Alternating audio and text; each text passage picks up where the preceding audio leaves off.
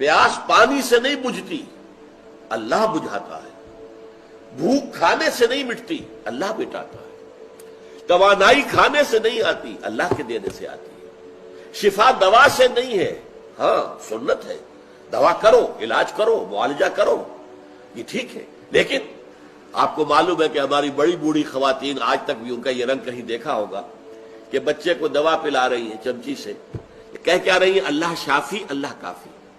अल्लाह है शिफायत देने वाला, शिफा देने वाला, अल्लाह काफी है। उस अल्लाह को शिफा देने के लिए इस दवा की हाजत नहीं है। ये तो सुन्नत है कि दवा करो, इलाज करो, हम कर रहे हैं, लेकिन हमारा यकीन और एतमाद इस दवा पर नहीं है। शाफी हकीकतन अल्लाह है, अल्लाह शाफी, अल्लाह काफी।